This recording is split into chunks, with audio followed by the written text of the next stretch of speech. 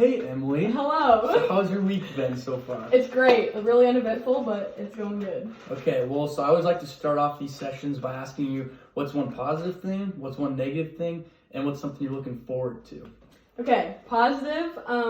It's been less stressful, so I've been able to relax. Negative, I'm a little bored. Not much to do in quarantine. And something to look forward to is having something to do next week when the classes start. Okay, that's fair. So, like, you said, like, this week's been, like, better. Is there anything you've, like, changed from past weeks? Yes, I've been hanging out with more people, talking to more people, not just locking myself in my house, kind of like I should, though, but... So you enjoy hanging out with people? Yes. And that gives you more energy? Yes. Makes you excited? Yes. So, compared to, like, past weeks, you've been more locked in, like, last week, you'd say you didn't go out as much? Yeah. And that affected, like, your energy and your mood a little bit? Yeah. Okay. Interesting. So what are some, like, your interests? What did you do in high school? Volleyball was a big part of my life. I played for, like, 10 years. So anything on the sports side, whether it was something that I played or just watching, so that was very nice. And then I'm interested in, like, the sports aspects of careers, too. So physical therapy and, like, things like that. And athletic training and things like that. Is there a reason why sports, like, come to you the most? Kind of how I was raised. I was raised playing sports, so I enjoyed it. I'm competitive, so like I like to take my energy out with other people and things like that. Okay. Yeah, no, that makes sense for sure. Well, today we're just going to dive into some of your strengths so you can learn a little more about yourself and how you can apply these to the real world and like your future careers, hopefully. So just by like starting off, looks like we have positivity, includer, empathy, developer, and achiever. And so one theme I see between all of these is that a lot of them are relationship building. And then achiever is a little different, but it's still, all strengths are good. Like people ask, do I have good or bad strengths? None of them are good or bad. It's just what makes you up as a person. So achiever is just a little different from these. And we'll talk about that one a little later.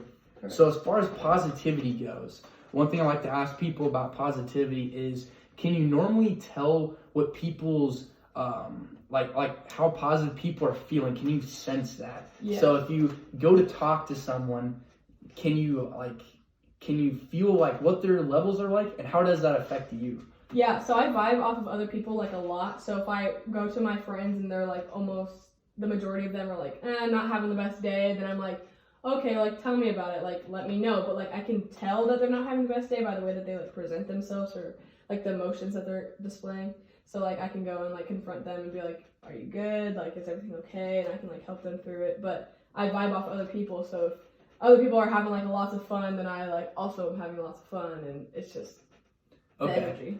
And so, also, would you say you surround yourself with typically more positive people? Yes. Okay. Definitely. So I also have positivity, and one thing for me is that typically I don't really surround myself with negative people because for some reason that just like puts me in a bad mood, I guess. Typically like that affects me more than other people. Yep. So I was just curious if that's the same thing for you. Very similar, yeah. I surround myself with people that I am similar to. So positive people and people I can count on to like have a good time and be positive for the most part. And then in scenarios when things are kind of going bad, would you typically say you look at the optimistic route? Yes. And kind of see like, okay, well, what are the positives to the situation? Yes. My friends tell me all the time that I see the good in every situation without even weighing the bad. So I focus on the good.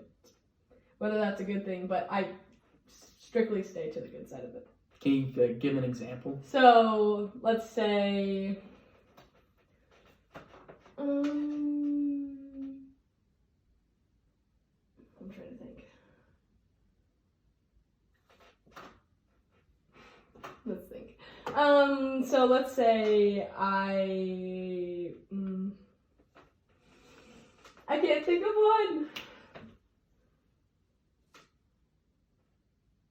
Just like any, like, when things were going bad, like with your roommates or anything, like you had a situation happen. Yeah, so our one roommate, we kind of had some problems and we didn't necessarily get along or talk very well. So me and my other roommate, Bethany, we kind of focused on what we could talk to her with, like what we knew we could relate with her with. So we focused on the positive of what we did have instead of focusing on how she didn't talk to us, and yada yada yada. Sure. Okay, that makes sense for sure. So just kind of still trying to include her and everything. Yeah. Okay. So that leads into your next strength. So your second strength is includer, which is typically when you want to make sure everyone's having a good time and make sure everyone feels welcomed and included in what's going on. So would you say when you're in a big group of people that you typically don't talk to the same person, or how would you say you interact with others in like a bigger friend group? See, when I'm in big groups, I personally like to reach out to other people that I don't know and find out like who they are and like their story basically, because if I talk to the same people, I'm going to be with the same people all the time, and I don't want anyone to ever feel left out. Personally, I know how it feels, so it's good to like make sure that everyone is like welcomed and you can talk to anybody and make sure like they know that they can talk to you too. For sure, yeah. So would you say you ever look out for people who look like maybe they're a little left out of the friend group and kind of reach out to them? I do, yeah, because like I don't like seeing people alone either, so if they're like by themselves, kind of like just like standing there, I'll go and like talk to them and like invite them to like my group that I was standing with, or like talk to them more to get them to open up. Yeah, for sure. That's super cool. So just like you have your friend group obviously, but within your friend group, you try not to stick to talking to like the one same person, making sure everyone's involved. Yes. When you're talking in a group, would you ever say you call others out? So, for example, they haven't been talking for a while in like your big group discussion. Will you ever like ask for their input or like call them out at all to kind of get them back engaged? Or? Yeah, yes and no. I'll call them out if I'm like, if I know that they're gonna be okay with answering it. Like if it's an okay, like something that would be easier for them to answer. So, but if it's something that's like a hard answer, I don't want to like call them out and be like, you answer this, and like not embarrass them, but like single them out kind of thing. Okay. I kind of don't want to like make them feel like they have to answer this either. But yes, I will if they'll be like, hey, what about you? Like, what do you think? And like things like that. Yeah, no, that's really good. They kind of have like a welcoming approach on those. So that's really cool. So what's your opinion on cliques? I don't like them. When I'm around cliques, I can tell that certain people like have their clique when they don't converse with everyone, and they're kind of like closed-minded in my eyes. So I don't like them. I like very open-minded people who will like go out and like talk with other people and yada yada yada. Okay, so you can tell who are like the cliquier types of people, I guess. Yeah. You kind of read that. How's it going? Hey, good. How are you doing? Good, how are you? Pretty good, man.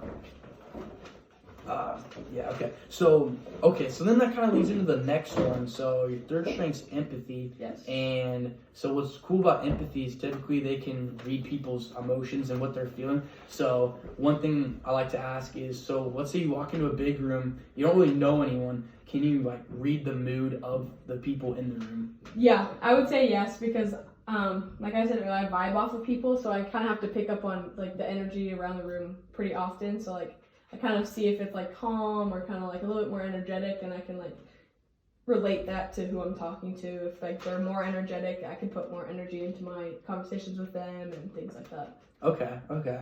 And then how do you react to people when they tell you they're having a bad day? I try and be a listener, but then I also try and give advice. So I let them tell me everything that they want to know, and then if they want help or if they want advice, like I'm going to be there for them all the time, and that they can always come to me with like whatever problems that they have. And then would you say so you said like your friends tell you like looking at the good in people and stuff. Would you say with your empathy strength that sometimes you spend a little too much time like caring about other people maybe, and just not enough time on yourself? Yeah, definitely. When people come to me and they're like, oh, like I'm not having the best day, like I'll drop whatever I'm doing just to like help them, because I care a lot about the people around me, so I put a lot of effort into them and not necessarily myself. Yeah, no, that makes sense for sure. Okay. Yeah, so typically when I think of empathy also, it's like I think of people with empathy as having like a special talent, almost like a superpower, because they're able to like to have a sixth sense and just kind of read people really well. So I think that's pretty cool, because typically so I have empathy and I can normally read when people are having a bad day or like something's wrong. Like there's just like something that's like nagging at you, like in your and you can just tell that something's bothering them. So developer.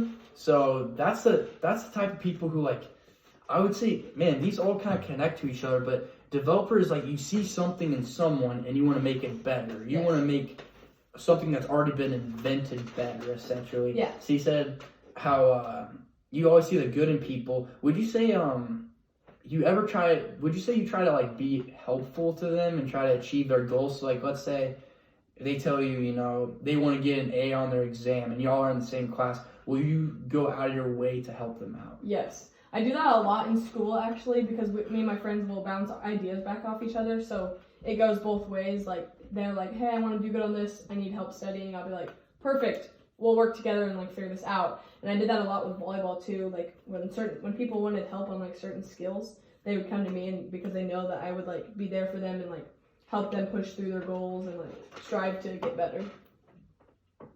That makes sense. Yeah. Would you ever say when it comes to projects or like maybe something that's, I don't know, like something that's already been invented, have you ever took matters into your own hands and tried to make something better that's already been made? Yeah, so like with projects, I'm not saying I take like the top position, but like I'm always like the one to be like, yeah, that's good, but what if we tweaked it a little bit to like make it this way, make it like a little bit better, and like I like to work with other people to build it to be the best that it can be. Would you say that you're a perfectionist at all, or you just try to like make it better? I don't think perfect. I don't think I'm a perfectionist, but I definitely strive to be. I strive to the better side of things. Okay, yeah, that makes sense.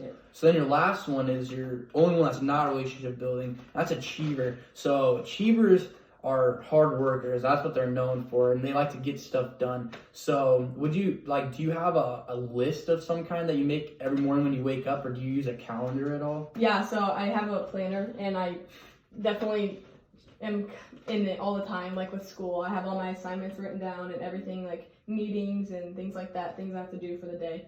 And so I know like what I have to get done and how much time I have to get each of those things done. And so I know I can get them done in that time. And then do you color coordinate it all too, or? Yeah, my canvas is color coordinated. Okay, yeah, that makes sense. So then how do you feel when you don't accomplish everything you need to for the day? I feel stressed because I feel like the next day is going to be more packed because now I have today's things on top of tomorrow's things. So. And then how often would you say you feel bored? I stay pretty busy most of the time, especially with school. Like I have a lot of schoolwork, but there's some downtime every once in a while, but so. Like, let's say during the school year, would you say you ever have time just to sit down and like relax, or are you always on the go? For the most part, I'm usually on the go, and I got a few like different aspects, like my mentoring program and my sorority in school, so I have to juggle quite a bit. But usually later at night, I have some time to like just sit down and like relax. But that's nice. Yeah, you definitely have to put time aside, because if you don't, then obviously you'll get like overloaded. Yep. So also then, would you say you get energy from doing things? So like, let's say you don't do anything the entire day besides lay down and watch TV. How would you say that affects like your mood and how you're feeling and stuff? Yeah, that tanks my mood. It makes me feel like I was useless. I didn't do anything. Like it makes me feel like tired and weary and not like I achieved anything. So I do strive to do stuff. Yeah. Yeah, for sure. That makes sense. How do you feel about when people are lazy around you? So like, let's say you're working hard, but then you see people who aren't really doing anything and then complain if they have to do things. Yeah, it irks me a little bit because I work really hard, and then when I finally have time off, and then they're like trying to get me to like help them, or like they're complaining to me about how they don't have time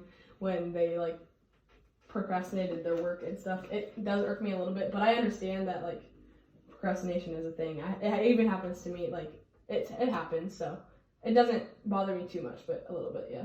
And then would you say typically you're a procrastinator with assignments, or do you like to get them done pretty much right when you get them? That depends. If they're projects, I procrastinate them a little bit, because if they're gonna take a while, I want to sit down and kind of like hammer it out. So I have to allot myself the time for that, which is kind of hard during the weekdays. So I usually save those for like weekends. But like if it's like a quick 3-minute video, a few questions, I'll just like do it really quick. Or like if I have time in class, like I'll do it really quick in class. Okay, that makes sense. And then how would you say you prioritize what you do throughout the day?